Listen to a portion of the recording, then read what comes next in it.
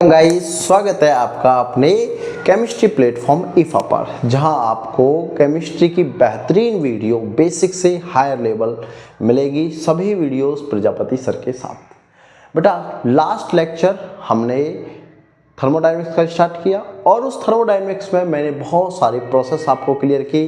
कौन कौन सी? जैसे reversible process, reversible, irreversible. Okay, इसमें थर्मोडायनेमिक्स कुछ प्रोसेस थे जैसे adiabatic, isothermal, okay, isochoric, isobaric, state function, state और पाथ फंक्शन। और उसमें मैंने क्या पढ़ाया था आपको? Intensive and extensive property, extensive property. बच्चों, मुझे उम्मीद है आप लोगों ने इसको अच्छे से सीखा होगा और बेहतरीन से बेहतरीन नोट्स आप लोगों ने बना लिया होगा। ठीक है, बेसिक से हायर लेवल तक का अपना प्रॉमिस है। चलो, आज नई वीडियो स्टार्ट कर रहे हैं। लेक्चर नंबर 2 है थर्मोडायनेमिक्स का। सबसे पहले दोस्तों तक शेयर कर दीजिए, लाइक करिए और चैनल को सब्सक्राइब कर लीजिए। तो यहाँ पर बेटा स्टार्टिंग से ही केमिस्ट्री आप लोगों को सिखाई जा रही है। आज लेक्चर नंबर 2 के अंदर हम लोग पढ़ने वाले हैं सबसे पहला अपना topic specific heat. Specific heat क्या होती है? स्पेसिफिक हीट, भाई हीट तो सभी जानते हैं। हीट क्या है? एक एनर्जी की फॉर्म है। लेकिन स्पेसिफिक हीट क्या है? मतलब कुछ स्पेशल टाइप है क्या, या वर्क स्पेशल है कुछ? हाँ, ऐसा ही कुछ है। देखो क्या है, पहले डेफिनेशन देखते हैं बेटा। क्या है? Amount of heat required, heat required to raise the temperature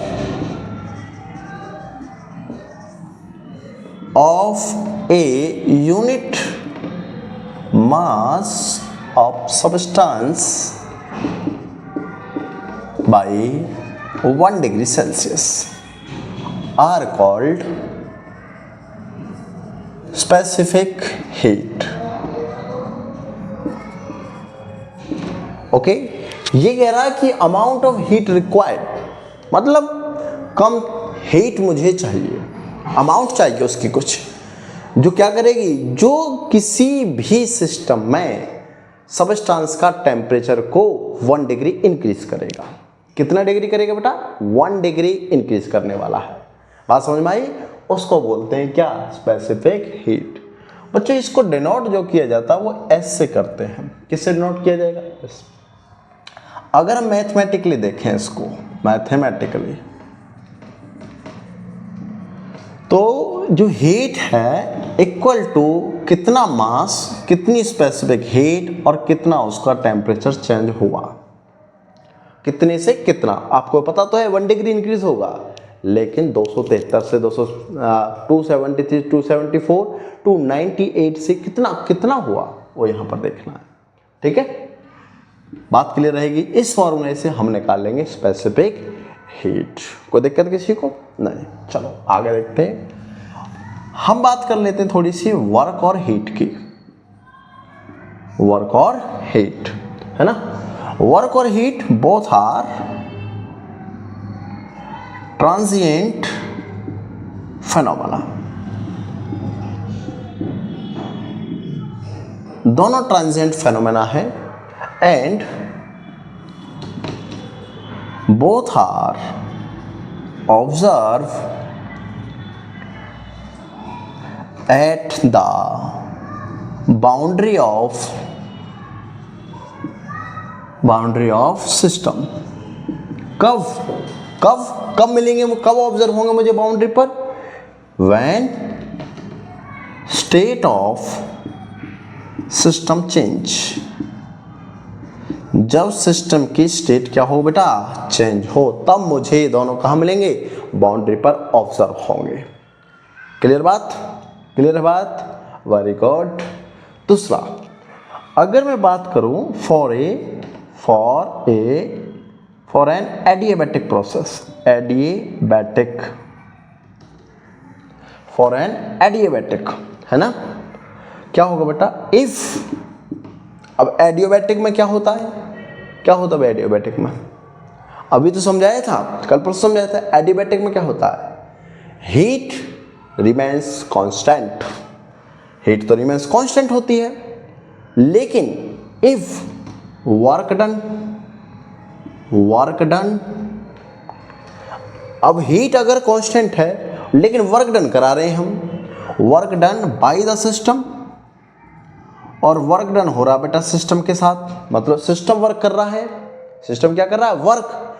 तो इंटरनल एनर्जी क्या होगी, इंटरनल एनर्जी, ये पूछा जाता है एग्जाम में बेटा कि एडियाबैटिक अगर प्रोसेस हो रही है और work done by the system हो रहा है, तो बताइए मुझे इंटरनल जो एनर्जी होगी वो पॉजिटिव होगी या नेगेटिव होगी, ये पूछा जाता है। तो बेटा work done by the system, internal energy decrease, बात याद रखनी है भाई, इंटरनल एनर्जी क्या होगी, डिक्रीज होगी। लेकिन अगर मैं इसी को ये कह दूं, if work done on the system, और अगर सिस्टम पर वर्क हम कर रहे हैं तो जो इंटरनल एनर्जी होगी ना, यू क्या चीज है, इंटरनल एनर्जी, यहां पर लिख सकते हो इसको, ये बेटा इंक्रीज होगी। और अब कैसे होगी उसके लिए तुम्हें अभी समझाता हूं मैं, ठीक है। देखो कैसे,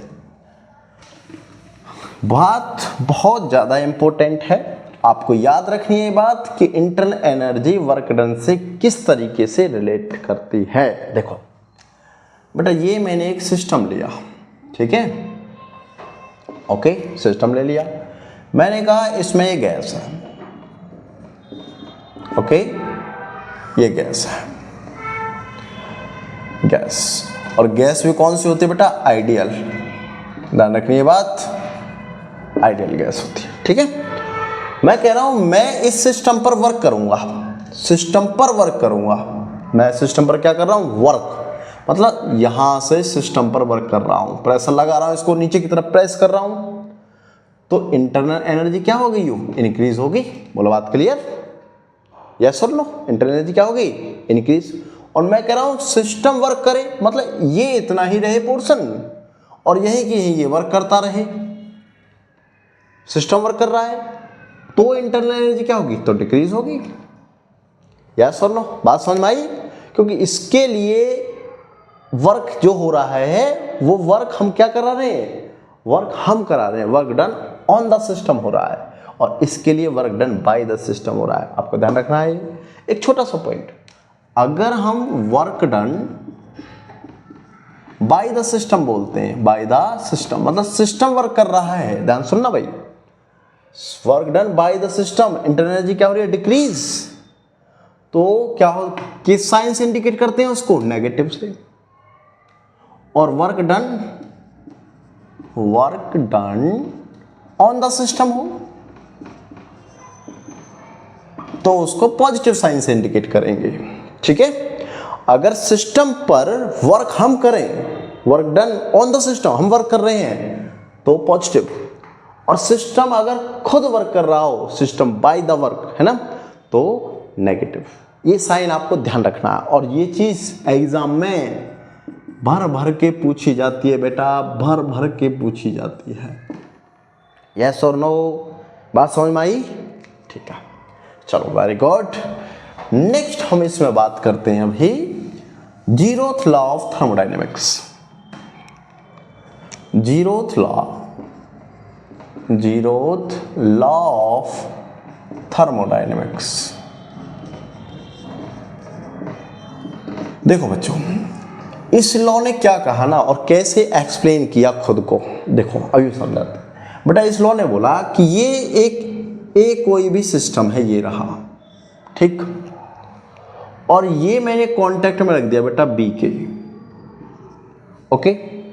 मैंने कहा कि इसका कुछ टेम्परेचर था भाई, मैंने कह दिया कि इसका टेम्परेचर था 35 डिग्री था, और इसका टेम्परेचर था 40 डिग्री, ठीक, अब क्या होगा भाई, हीट यहां से यहां ट्रांसफर होगी, सिंपल सी बात है। ये 40 डिग्री पर है और ये 30 डिग्री पर है, तो हायर से लोअर की तरफ हीट ट्रांसफर होगी।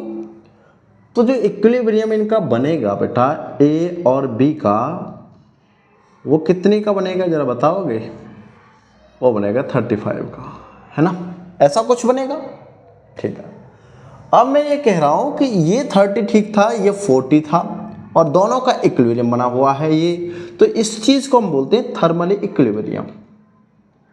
क्या बोलते हैं इसको? Thermally equilibrium. यहां तक क्लियर?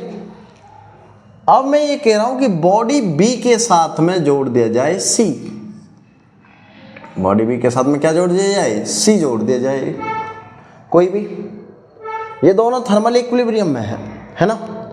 इसका भी कुछ टेम्परेचर रहेगा x, और बी और सी भी थर्मल इक्विलिब्रियम बना ले। अब बी और सी भी क्या बना ले? Thermal equilibrium. इन दोनों का भी क्या बन जाए बच्चों? थर्मली इक्विलिब्रियम हो जाए। जब बी ने ऑलरेडी ए के साथ थर्मल इक्विलिब्रियम बनाया हुआ है और सी के साथ बनाए, तो क्या बनाएगा भाई? पोर्शन तो ये पूरा बी का ही है ना, टच इधर भी है, कांटेक्ट इधर भी है, टच इधर भी है, तो क्या टोटल ही 35 ही रहेगा ये? या बिल्कुल। तो क्या मैं ये बोल सकता हूं कि ए थर्मल इक्विलिब्रियम बन गया सी के साथ? यस और नो? चलो ऐसे समझ में नहीं आ रहा, ये सुनो, ये ए है और ये इक्विलिब्रियम में है किसके साथ? बी के साथ। कौन सा इक्विलिब्रियम? Thermally equilibrium. ठीक, और मैं कह रहा हूं बी थर्मली इक्विलिब्रियम है किसके साथ? सी के साथ, थर्मली इक्विलिब्रियम। तो क्या ए थर्मल इक्विलिब्रियम नहीं रहेगा क्या? जल्दी बताइए, सी के साथ। यस और नो? आप समझ में आई बात? बेटा ए का थर्मल बी के साथ और बी का ए के साथ भी है, और बी का सी के साथ भी है, तो क्या जितना सी है उतना ए भी रहेगा? या मैं ये कह दूं जितना ए है उतना सी रहेगा? तभी तो बी एडजस्ट कर पाएगा दोनों तरफ थर्मल इक्विलिब्रियम। नहीं समझे? समझिए, वेरी गुड। भाई ए बी के साथ और बी सी के साथ, तो हम कहने लगे कि ए सी के साथ भी है। क्लियर? तो इसी लॉ को बोला गया जीरोथ लॉ ऑफ थर्मोडायनेमिक्स। लिख लेंगे क्या? देखो कैसे। when system A and system B are thermally equilibrium,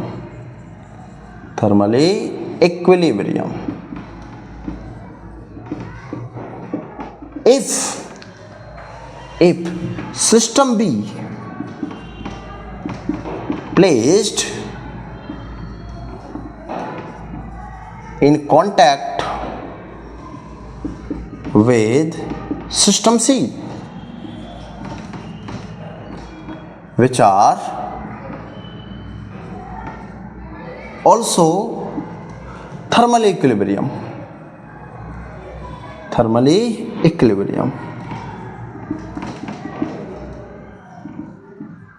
Hence system A, B, C all are thermally equilibrium to each other.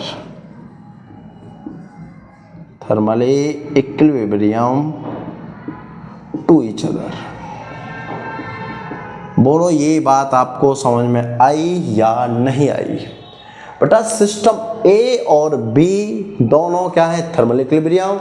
अगर बी को मैंने किसके कांटेक्ट में रखा? सी, और थर्मल इक्विलिब्रियम बन गया, तो हम ये कहेंगे कि सिस्टम सी और ए और बी तीनों थर्मल इक्विलिब्रियम है एक दूसरे के।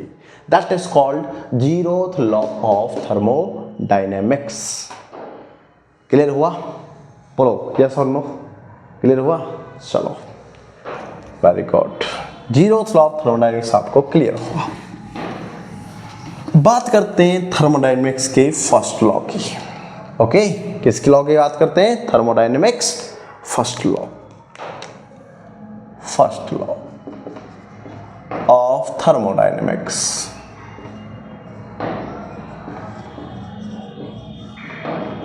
क्या कहता है भाई, क्या कहता है law? Based upon conservation of energy.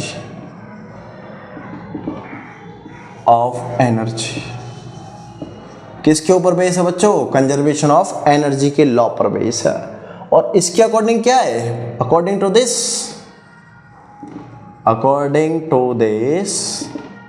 Energy are conserve.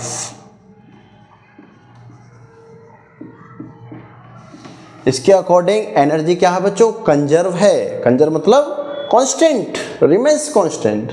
कैसे? सेकंड पॉइंट में समझाते हैं उसको। Energy cannot be created nor be destroyed. It converted into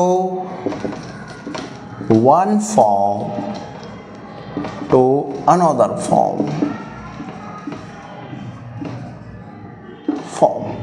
clear? Energy conserve है, इसको ना क्रिएट कर सकते ना इसको डिस्ट्रॉय कर सकते, इसको एक फॉर्म से दूसरी फॉर्म में क्या कर सकते हैं बच्चों? कन्वर्ट कर सकते हैं। क्लियर है बात? क्या आप सभी को ये फर्स्ट लॉ समझ में आया? यस और नो? Yes, very good. चलो नेक्स्ट देखते हैं। तो नेक्स्ट क्या बेटा, सेकंड पॉइंट इसका क्या कह रहा है? थर्ड पॉइंट क्या कह रहा है? There is equivalence between W and Q। Heat और W में इक्विवेलेंस दिखाता है कौन? थर्मोडायनेमिक्स का फर्स्ट लॉ।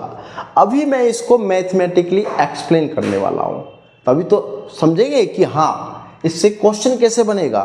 भाई ये तो केवल एक क्वेश्चन बता रहा है यहाँ पर, क्या कि law of conservation of energy किस लॉ पर बेस है। आप बोलोगे sir this is based upon first law of thermodynamics, या थर्मोडायनेमिक्स का फर्स्ट लॉ किस कॉन्सेप्ट के ऊपर बेस है? किस कॉन्सेप्ट बेटा? Law of conservation of energy. Clear? Mathematically देखते हैं अब इसको। चलो mathematically expression of first law. ठीक है, मैथमेटिकली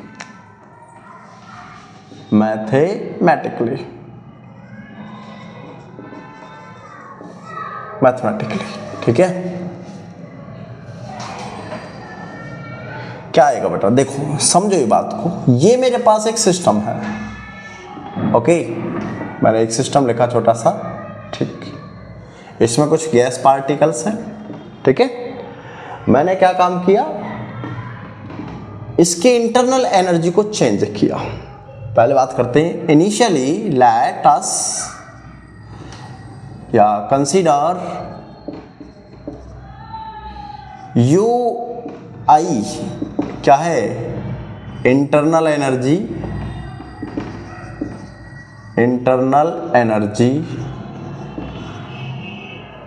ऑफ इनिशियल स्टेट है ना। और यू एफ क्या बेटा? Internal energy in final state.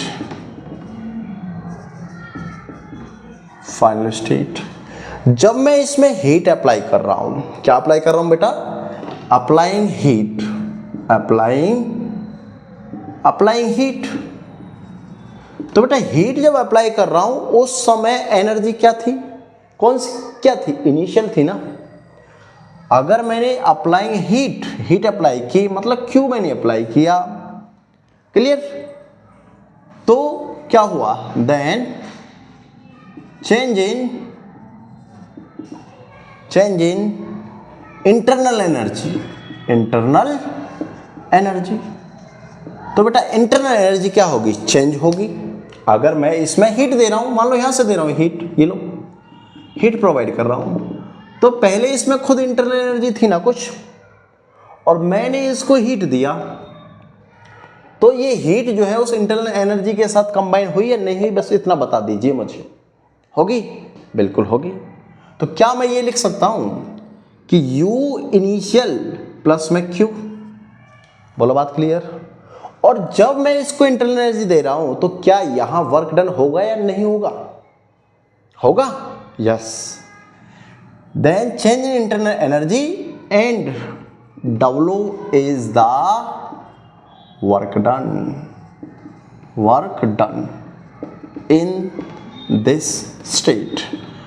W इसमें वर्क डन होगा, है ना। तो क्या आएगा बेटा, अगर मैं बात करता हूं कि फाइनल इंटरनल एनर्जी क्या है, UF। कब? जब इनिशियल में मैंने Q डाल दिया और प्लस उसमें W हुआ।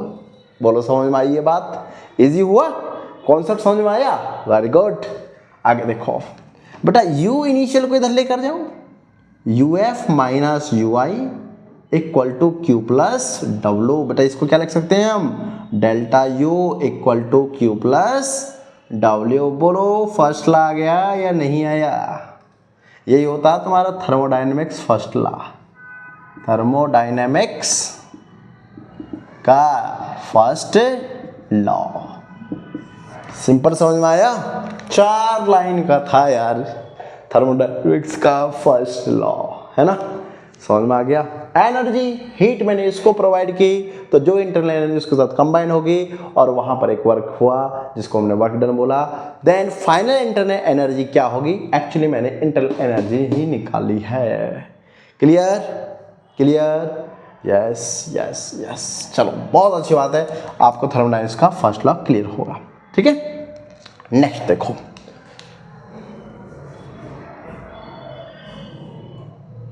तो नेक्स्ट क्या बेटा इसमें कि जो हमने यहां पर अभी ये निकाला है ना, तो अभी मुझे ये भी समझना है कि बेटा QW कैसे आया। देखो Q क्या था यहां पर, हीट एब्जॉर्ब, हीट एब्जॉर्ब। मैं इसको यहां लिख लेता हूं, है ना, यहां ठीक रहेगा इस इक्वेशन में। Q क्या है यहां पर, अगर हम 2 केस ले लें बेटा, केस फर्स्ट और केस सेकंड। Q क्या है यहां पर, हीट एब्जॉर्ब, और W जो है ना बेटा यहां पर, ये क्या है, work done on the system. System पर वर्क डन हुआ यहां पर, ठीक है। लेकिन इसको मैं ये भी लिख सकता हूं कि delta U equal to Q minus W। अब ये क्यों लिखूंगा, क्यों लिखूंगा भाई, देखो Q तो क्या थी, हीट एब्जॉर्ब, लेकिन जो W आया ना यहां पर इस बार, वो क्या है, work done by the system. बस इतनी सी बात थी, उम्मीद है आप लोगों को क्लियर हो गया होगा। अगर बाय द सिस्टम है तो W नेगेटिव, और अगर ऑन द सिस्टम है तो बेटा W पॉजिटिव। क्लियर हुआ? Very good. चलो क्वेश्चन भी लेंगे इसके बेस पर, लेकिन अभी थोड़ा सा पहले और पढ़ते हैं, ठीक है।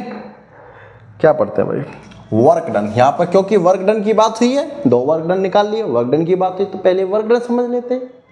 चलो वर्क डन सबसे पहला समझते हैं बेटा, pressure volume, pressure volume work.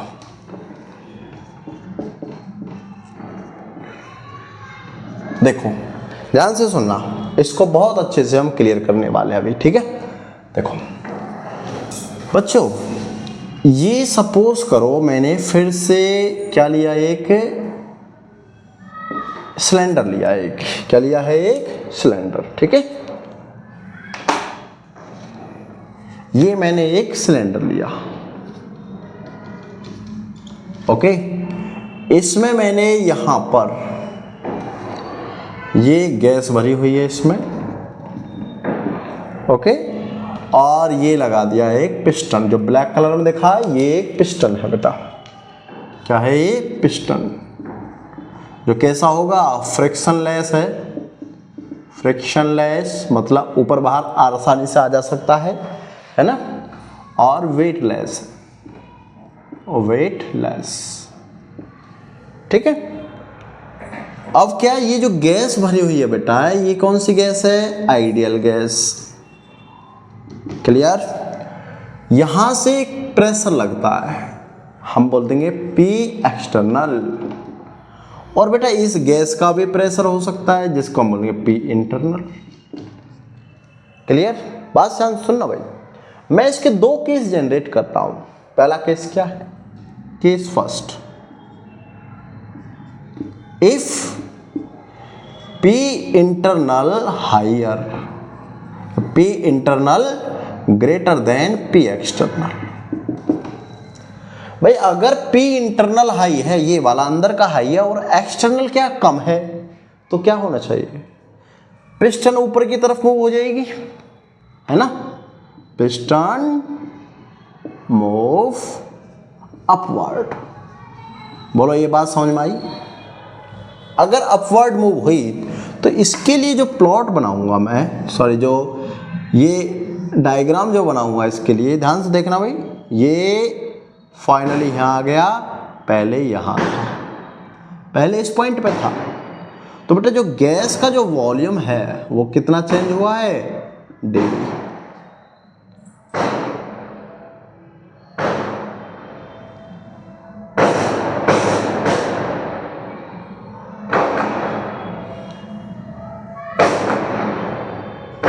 अब ये चलेगा काफी देर तक, इसको बंद करो वीडियो को, कर रही है। तो बच्चों इसमें क्या हुआ था कि पिस्टन मूव अपवर्ड हो गई, तो बेटा ये अपवर्ड हुआ तो वर्क डन तो यहां भी हुआ है। कि सेकंड ये हो सकता है कि P इंटरनल कम हो बेटा, किससे? P एक्सटर्नल से। तो क्या होगा भाई? तो पिस्टन मूव इनवर्ड, इसका मतलब जो पिस्टन पहले यहां पर थी, अब पिस्टन आ गई यहां पर, इसका मतलब यहां भी तो डीवी चेंज हुआ। बोलो यस और no? Yes. P external high है तो पिस्टन मूव कहां हुई बेटा? Piston move inward. ध्यान रखना है आपको, ये बातें याद रखनी है बेटा कि पी एक्सटर्नल अगर हाई हुआ तो piston move internal, P external internal high हुआ तो पिस्टन मूव अपवर्ड। क्लियर? तो जो वर्क डन हो रहा है, वर्क डन क्या होता है बेटा? W क्या होता है? आप सबको पता है, F इंटू एस होता है कि फोर्स ऊपर से कितना लग रहा है ना, या इधर से कितना लग रहा है, और इनटू डिस्प्लेसमेंट, सबको पता है। और बेटा F इक्वल टू क्या होता है? Pressure into area. बोलो P इंटू ए, प्रेशर लगा रहे हैं ना हम यहां पर। अगर मैं इस वैल्यू को यहां पर पुटअप कर दूं तो क्या W equal to P into A into S हो जाएगा? नहीं होगा? बोलो यस और नो? और W इक्वल टू, मैंने कहा ये P था, कौन सा? प्रेशर, कोई सा प्रेशर हो सकता है, और ये DL, मतलब इसको बोलते हैं चेंज ऑफ क्या? फोर्स इंटू डिस्प्लेसमेंट, है ना? फोर्स इंटू डिस्प्लेसमेंट था, तो ये P इंटू क्या हो जाएगा? DV, change of volume. भाई एरिया जो चेंज हो रहा है वो वॉल्यूम में ले रहे हैं हम लोग, तो वॉल्यूम चेंज हो रहा है। तो क्या मैं इस वॉल्यूम को ये लिख सकता हूं कि W इक्वल टू P और V2 माइनस V1? बोलो बात क्लियर है या नहीं? यस और नो? जल्दी बताओ, जल्दी बताओ, फास्ट, जल्दी। क्या आपको ये समझ में आया कि मैंने कैसे निकाला ये? बच्चों समझ में आया? क्लियर हुआ या नहीं हुआ? जल्दी बताओ। यस, यही सारी बातें हमने क्लियर कर ली हैं। ओके, तो W equal to P V2 minus V1। Clear? लेकिन एक बात याद रखनी है बेटा आपको, क्या कि ये सारा जो हो रहा है ना, ये एडियाबैटिक के लिए हो रहा है। किसके लिए हो रहा है? Adiabatic process. ओके, ठीक है, चलो आगे बढ़ते हैं थोड़ा सा अब इसमें। यहां से हमने वर्क डन निकाला, इससे भी न्यूमेरिकल कराऊंगा मैं आपको, ठीक है? लेकिन उससे पहले थोड़ा सा आगे और बढ़ते हैं, जिसमें हम लेते हैं वर्क डन रिवर्सिबली या रिवर्सिबल आइसोथर्मल। प्रोसेस,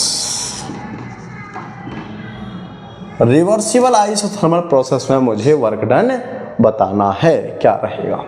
इसमें एक छोटा सा पॉइंट है बस, क्या यही जो हमने लिखा था ना W में, इंटीग्रेशन लग जाएगा, बस खत्म, बात खत्म बेटा। अगर मैं कहना चाहूँ ना, एक ही पॉइंट में इसको डिफाइन कर दूंगा, P V2 minus V1 dV था ना, ये इंटीग्रेशन लगा दूंगा यहां पर बस। और कैसे लगाएंगे, P की वैल्यू पुटअप करके यहां पर लगाएंगे इंटीग्रेशन, ठीक है। देखना कैसे, अभी देखो बेटा, सपोज करो इधर मेरे पास में फिर से वही चीज है जो मैंने थोड़ी देर पहले आप लोगों को समझाई थी। यहां पर मैंने एक फ्रिक्शनलेस पिस्टन लगाया, ठीक है, ये गैस है, इसमें ये P एक्सटर्नल और इसका P ये इंटरनल, ओके, ध्यान रखना इसमें P इंटरनल। और ये किसके लिए होगी, गैस कौन सी है बेटा, गैस कौन सी है, आइडियल, है ना। अच्छा, सबसे पहले मुझे अगर आइडियल गैस है तो आइडियल गैस इक्वेशन पता है, चलो हम बताते हैं आपको। आइडियल गैस जो इक्वेशन होती है ना बेटा, इक्वेशन क्या होती है वो, PV इक्वल टू nRT, ये होती है, ठीक है। Pressure, volume and number of moles are gas constant, T temperature, ठीक है। अब अगर मैं ये कह दूं कि भाई P जो इंटरनल है, P internal greater than P external, P external, internal ज्यादा हो जाए और एक्सटर्नल अगर कम हो जाए तो बेटा वॉल्यूम ऊपर की तरफ बढ़ेगा ना, क्या होगा, वॉल्यूम ऊपर की तरफ बढ़ेगा। इसमें भाई पहले ये कहाँ था, पहले था ये यहाँ, लेकिन अब ये कहाँ हो गया, जैसे ये बढ़ा प्रेशर, अब ये यहाँ हो गया, है ना। तो ये तो था अपना V इनिशियल और ये हो गया V फाइनल, मतलब इसको बोल सकते हैं DV। बोलो बात क्लियर, पहले कहाँ था ये, पहले था यहाँ, क्योंकि क्या किया मैंने, इंटरनल को हाई कर दिया एक्सटर्नल से, क्लियर। तो ये कितना कम हुआ था भाई, मैंने कहा P जो एक्सटर्नल था, P एक्सटर्नल आर स्मॉल, कितना स्मॉल, जिसको बोल दिया DP। अब इसका जो प्रेशर था, इसका वाले का टोटल, जैसे देखो यहां से गया, है ना, तो इसका जो प्रेशर था वो बड़ा था, इंक्रीज हुआ था, और इसका प्रेशर क्या हुआ था बेटा, एक्सटर्नल, वो कम हुआ था। बात समझ में ही नहीं आई, प्रेशर क्या हुआ था, वो कम हुआ था, है। तो क्या हुआ फिर ये हुआ कि जो प्रेशर एक्सटर्नल है स्मॉल चेंज हो गया था, तो बेटा इसने फिर से इक्विलिब्रियम बना लिया, क्या बना लिया, equilibrium with P external. P external के रेस्पेक्ट में इसने फिर से इंक्रीमेंट क्या बना लिया, इक्विलिब्रियम, है ना। इसको बोलते हैं DP जो है ना, ये प्रेशर स्मॉल, मतलब P एक्सटर्नल आर स्मॉल, इनफाइनाइटेसिमली, ये अजीब सा वर्ड है एक, सिमली, ठीक है। मतलब ये प्रोसेस रिपीट होती रहेगी, कैसे कि भाई यहां से जब ये चेंज होकर यहां पर गया तो P एक्सटर्नल के क्या हो गया, ये इक्विलिब्रियम बना लिया। तो अगर मैं आपसे बात करूं बेटा P एक्सटर्नल क्या होगा, तो क्या वो P गैस माइनस DP होगा या नहीं होगा, जल्दी बताइए मुझे ये बात। एक्सटर्नल जो प्रेशर रहेगा यहां पर वो कितना रहेगा, P गैस जो यहां गैस का था, और उसमें से वो घटा दिया जाए जो प्रेशर यहां पर क्या हुआ था, चेंज हुआ था। यस और नो, बात समझ में आई नहीं आई, नहीं आई बात समझ में, दोबारा सुनो, अरे दोबारा सुनो, टेंशन मत लो यार, तुम भी टेंशन लेगे तो बेकार है फिर, है। देखो दोबारा देखो, ये P इंटरनल मैंने कहा, P इंटरनल ग्रेटर है P एक्सटर्नल से, है ना। अब ये कुछ ज्यादा है अगर इंटरनल एक्सटर्नल से, तो ये कुछ कम होगा ना इससे, और वो कम कितना है, DP कम है, DP लेस, क्लियर है, DP कम है, बात क्लियर हुई। जब ये कम हुआ तो क्या ये यहाँ पर पिस्टन ऊपर की तरफ जाएगा या नहीं जाएगा, मुझे बस इतना समझाइए आप। पहले यहाँ था, यहाँ लिखो, पहले यहाँ था, अब वो यहाँ आ गया। पहले यहाँ था, ये V इनिशियल था और ये V फाइनल था। बोलो जाएगा या नहीं जाएगा। और इस पर आकर दूसरा प्रेशर जो बना वो इस P एक्सटर्नल के क्या हो गया बेटा, इक्विलिब्रियम हो गया। P इंटरनल फिर से इक्विलिब्रियम। तो ये P एक्सटर्नल कितना है भाई, P एक्सटर्नल कितना अभी, P एक्सटर्नल तो ये यही तो है P गैस का, और माइनस dP जो मेरे पास P चेंज हुआ था वही तो है P एक्सटर्नल। अब कि गैस का भाई प्रेशर, और उसमें से क्या कम कर दो, क्या कम कर दिया जाए, जो यहां पर कम हुआ था, किसका, प्रेशर एक्सटर्नल का, ये रहा यहाँ पर। हो गया नहीं होगा। तो टोटल वर्क क्या होगा, टोटल वर्क क्या होगा, total work W equal to P external और V final minus V initial. बोलो ये होगा या नहीं होगा, है ना। बट दिस प्रोसेस, ये जो प्रोसेस है ना बेटा, ये कंटिन्यूसली चलती रहेगी ऐसे कि ये थोड़ा कम होगा फिर इक्विलिब्रियम बनेगा, फिर थोड़ा कम होगा फिर इक्विलिब्रियम बनेगा, फिर थोड़ा कम होगा फिर इक्विलिब्रियम बनेगा, है ना।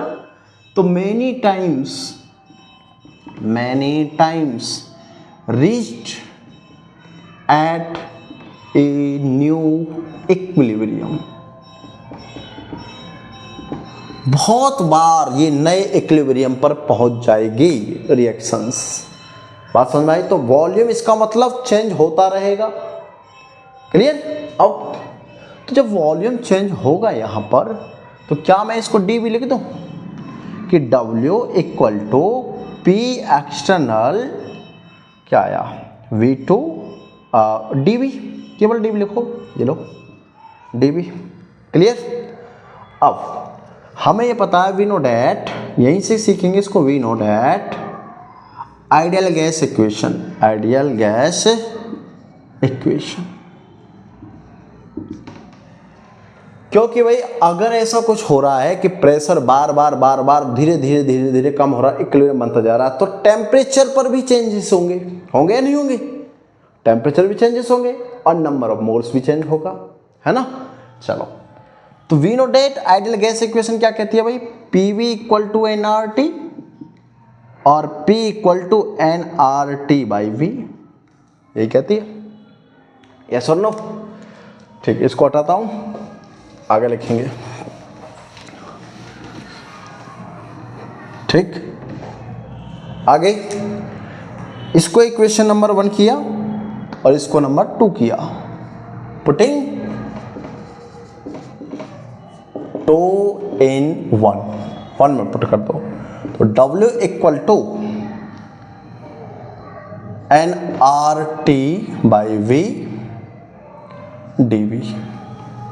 ठीक, नेक्स्ट क्या लिखेंगे भाई, dV है तो ये क्या आएगा, dV बाई dV हो जाएगा। W equal to nRT dV by V, change है, integrating on integrating from V1 to V2। कैसे करेंगे बेटा, W इक्वल टू, ये कांस्टेंट टर्म है, इसको बाहर निकालो, nR2 V1 से V2 dV बाई V, क्या आएगा ये, W equal to nRT ln आएगा ये, है ना। इसका इंटीग्रेशन होगा dV बाई V का ln यूज करेंगे, ln V2 बाई V1। ठीक है, पहले upper limit then lower limit. ln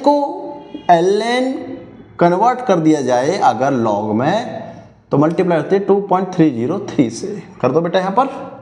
तो W equal to nRT 2.303 log V2 by V1।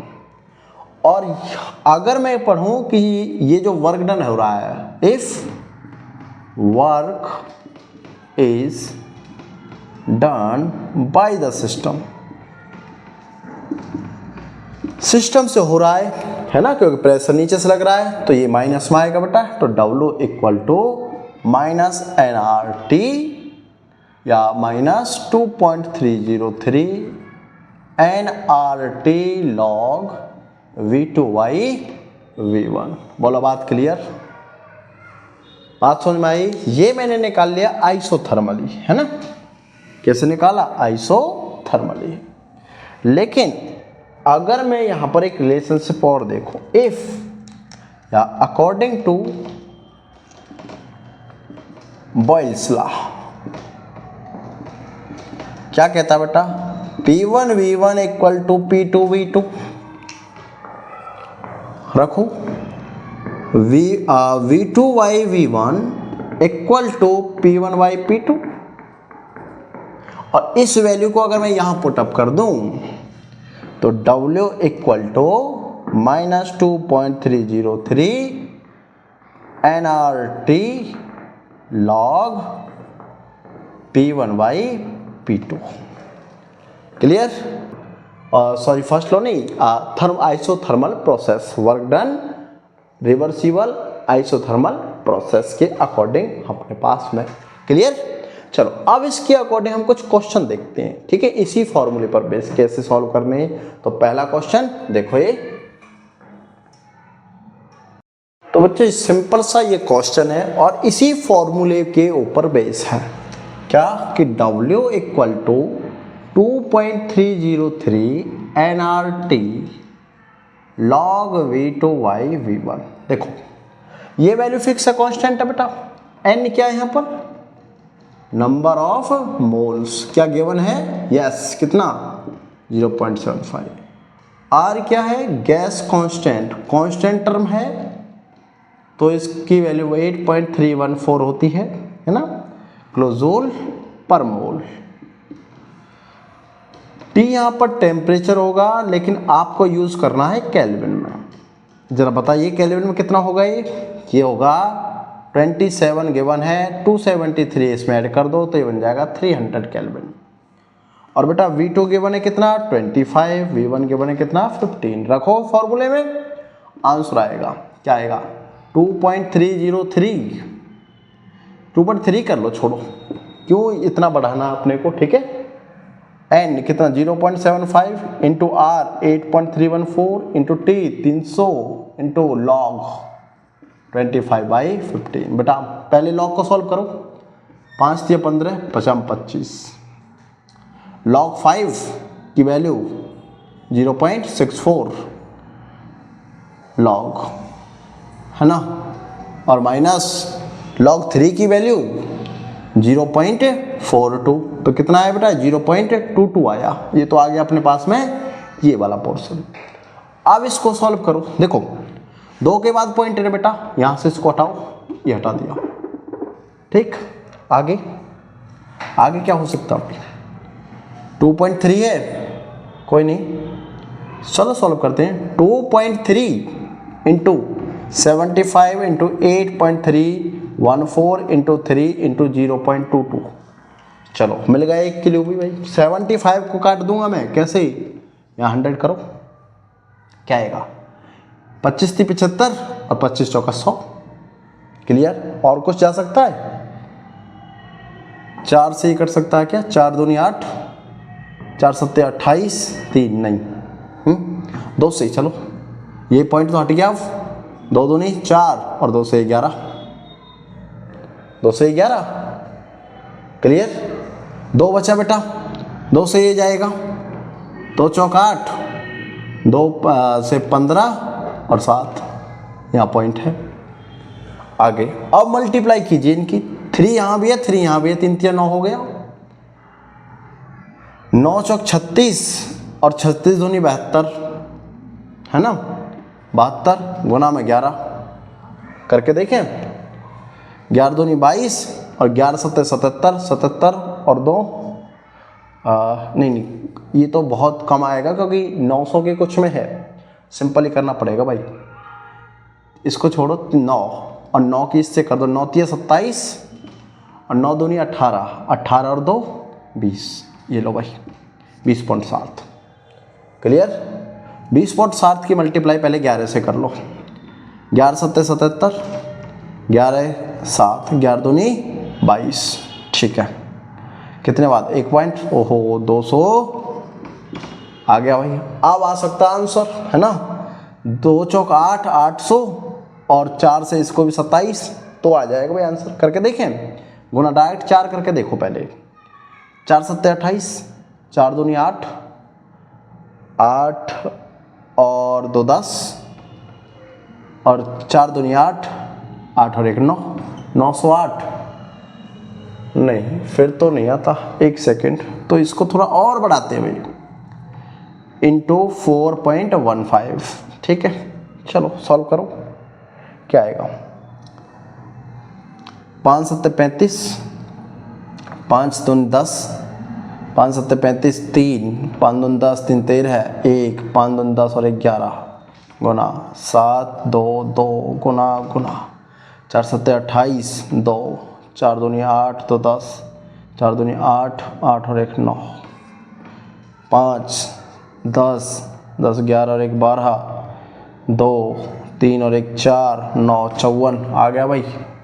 मतलब 54, और ये और बढ़ाते तो 95, 95 के समथिंग ढूंढो, 2 के बाद पॉइंट, 95 के समथिंग ढूंढो, 942 किधर है 95 के something, this is the answer C.